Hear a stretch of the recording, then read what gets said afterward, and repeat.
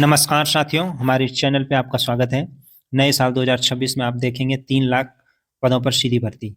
इसमें शिक्षा हो या गृह विभाग से हो, अलग-अलग विभागों से जुड़ करके ये 3 लाख पद जा सकता है।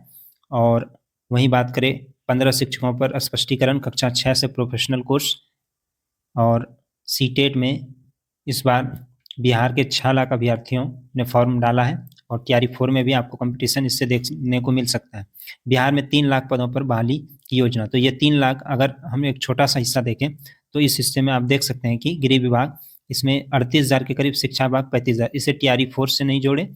शिक्षा विभाग है तो अगर एक कक्षा 1 से 12 तक को शिक्षकों के लिए छोड़ दें, तो कॉलेज में बहुत सारे ऐसे भी पद होते हैं शिक्षक के अलावा भी जो कारगर होते हैं, वहाँ काम के लायक होते हैं, तो उनका सृजन भी किया जाएगा। ऊर्जा विभाग से 7,500, कृषि विभाग से 5,500 और 4,000 स्वास्थ्य विभाग से।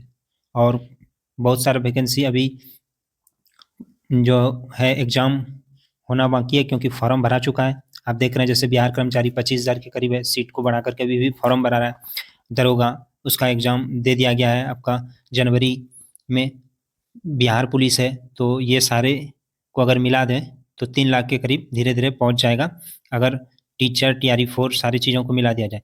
तो देख सकते हैं कि विभिन्न विभागों ने अब तक 1,75,000 रिक्तियों की जानकारी उपलब्ध कराई, जिसमें से 1,50,000 पदों पर भर्ती के लिए अनुशंसा संबंधी आयोग को भेज दी गई है और इस प्रक्रिया को जल्द से जल्द पूरा करने के लिए कहा गया है। देखिए, सामान्य प्रशासन विभाग ने सभी विभागों से 31 दिसंबर 2025 तक रिक्तियों की जानकारी मांगी है। सरकार युवाओं को स्थानीय स्तर पर रोजगार देने के लिए मुद्रा योजना, उद्यमी योजना और पीएम स्वनिधि जैसी योजनाओं को भी बढ़ावा दे रही है। अगर दूसरी खबर की बात करें तो ये एनसीईआरटी द्वारा जारी है। प्रशिक्षण लेते हैं शिक्षक, ये जान लीजिए पहले प्रशिक्षण में क्या होता था। आप संडे को आप लेटर देखें, संडे को नहीं भी गए, सोमवार से प्रशिक्षण है तो सोमवार को ही चले गए, लेकिन वहाँ जाते हैं तो जानते हैं रजिस्ट्रेशन होता है, लेकिन अब वापस भेज दिया जाता है। अब वो नहीं सिस्टम रहा। एक तो अटेंडेंस फेस वाला बनता है 3-3 टाइम। तो इसी में देखिए ये खबर क्या है कि 15 शिक्षकों पे जो स्पष्टीकरण है, और ये समझ लीजिए प्रशिक्षण से संबंधित कड़ा रुख रहता है। 1 से 5 दिसंबर तक आयोजित 5 दिवसीय आवासीय प्रशिक्षण में पश्चिम चंपारण जिले के 15 शिक्षक बिना सूचना के अनुपस्थित पाए गए, तो इनके वेतन पे रोक। 15 शिक्षकों को 5 दिनों के वेतन पर तत्काल प्रभाव से रोक लगा दी गई है। तो इन्हें 3 दिनों के भीतर स्पष्टीकरण भी मांगा है। तो आप थोड़ा-सा प्रशिक्षण के दौरान ये निभाइए कि हम नियम के तहत समय के अनुसार पहुँच जाएँ। इस बार तो ये हुआ था कि प्रशिक्षण के टाइम आप जिस दिन शाम को आपको पहुँचना था, लगातार मैसेज ऑटोमेटिक जो भी सिस्टम रहा हो, मैसेज पे जब तक रजिस्ट्रेशन नहीं हुआ था, मैसेज पे मैसेज आ ही रहा है।